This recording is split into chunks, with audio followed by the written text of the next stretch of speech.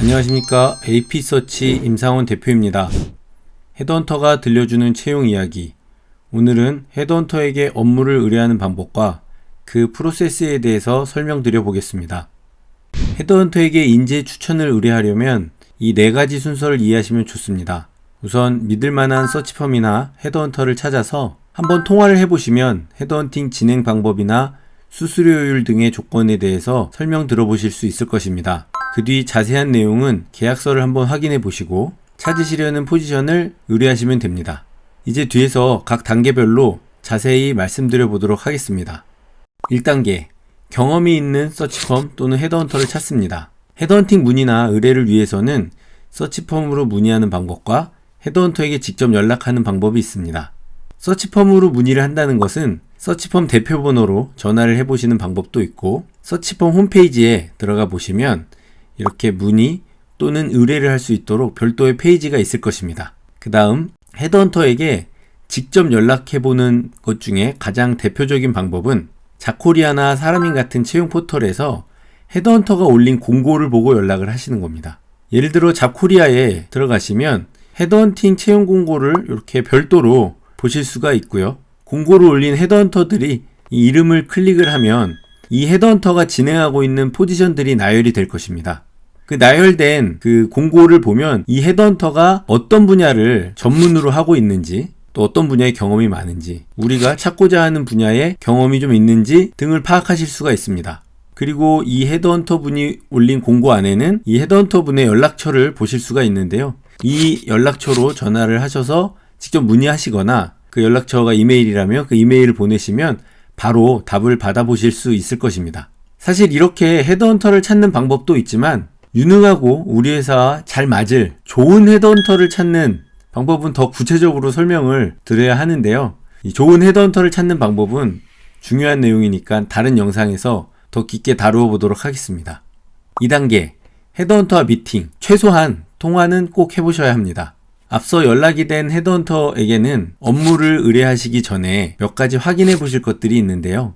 이 헤드헌터는 우리 회사를 대신해서 후보자들을 접촉하고 우리 회사를 소개하고 포지션을 제안하실 분들이니까 메일로만 연락하지 마시고 통화해 보시면서 목소리도 좀 들어보시고 성향도 파악해 보시기 바랍니다. 물론 직접 미팅을 할 수 있다면 더 좋을 것입니다. 그런데 미팅까지 하고 이 헤드헌터 별로다 싶어서 의뢰를 안 하기는 좀 미안하실 수 있으니까 일단 전화부터 해보시고 판단하시는 걸 추천드립니다.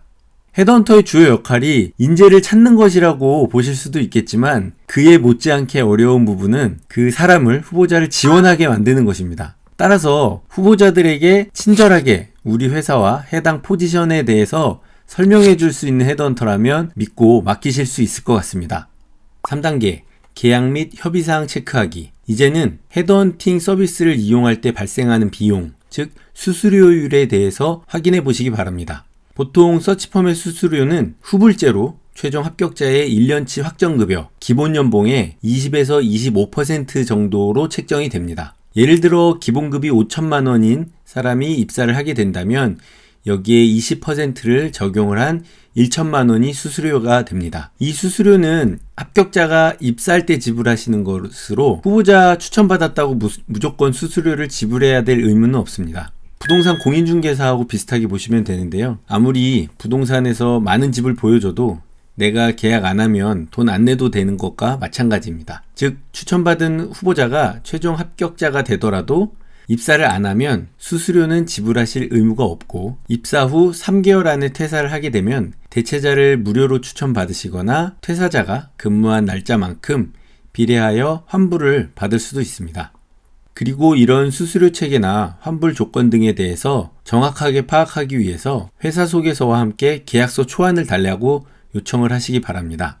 수수료율이나 지급 방법, 보증기한 등은 그 서치펌의 계약서 초안을 보면 더 자세하게 확인하실 수 있는데, 서치펌마다 수수료 체계가 조금씩 다르고 기존의 헤드헌터를 쓰고 있던 기업이라면 기존 사용하던 수준에 맞춰서 계약 조건에 대한 협의를 요청해 보실 수도 있습니다.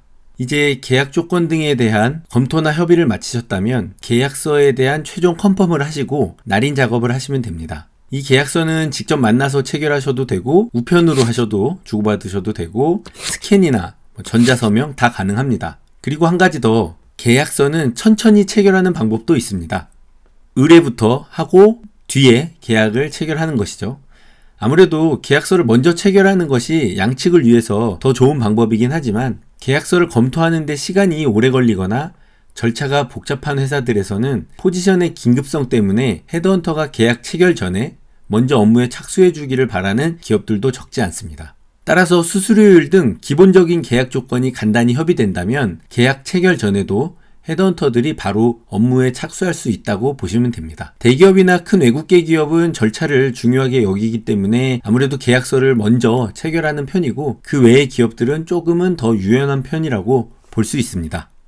4단계, 인재 추천 의뢰하는 방법에 대해서 설명을 드리겠습니다. 인재 추천 의뢰를 하려면 가장 중요한 것이 잡 디스크립션, JD 모집 요강인데요. 여기에 몇 가지 중요한 포인트만 말씀을 드리면 JD가 구체적이거나 상세하지 않다면 헤드헌터가 업무 내용이나 범위를 파악하고 타겟을 더 정확히 할 수 있도록 추가 정보를 주시면 좋습니다. 지원자들도 포지션에 대해서 자세히 알수록 지원 의사가 높아집니다. 실제로도 JD만 보고 지원했다가 면접에서 서로 업무 내용이 다르다는 것을 알고 미스매칭 되는 경우도 많이 있습니다. 물론 어떤 정보를 더 줘야 되나 미리 다 챙겨주지 않으셔도 유능한 헤드헌터들은 먼저 필요한 정보들에 대해서 간략히 문의를 해올 것입니다.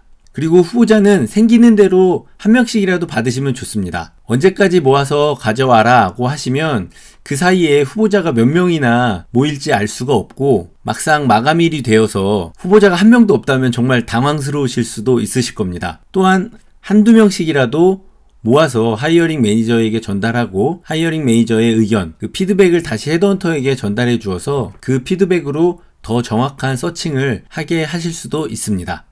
정리하면 잡포털 등에서 공고를 참조하셔서 괜찮은 헤드헌터를 찾으시거나 서치펌 홈페이지에서도 의뢰나 문의가 가능합니다. 헤드헌터와 꼭 미팅, 최소한 통화를 해보시길 바랍니다. 우리 회사를 대신해서 후보자들을 접촉하는 만큼 밝고 친절한 느낌을 드리는 헤드헌터가 좋습니다. 헤드헌터에게 계약서 초본과 회사 소개서 등을 요청하시고 수수료율 및 보장사항, 환불 등에 대해서 확인해 보시기 바랍니다. 인재 추천을 의뢰하면서 헤드헌터에게 JD를 주시면 그 뒤로는 헤드헌터가 다 알아서 해드릴 것입니다. 끝까지 시청해주셔서 감사합니다. 본 영상은 AP서치에서 제작하였습니다. 더 궁금하신 내용이 있으시거나 포지션 의뢰 및 문의는 AP서치 홈페이지 또는 여기에 보이는 대표 번호나 이메일로 연락 부탁드리겠습니다. 감사합니다.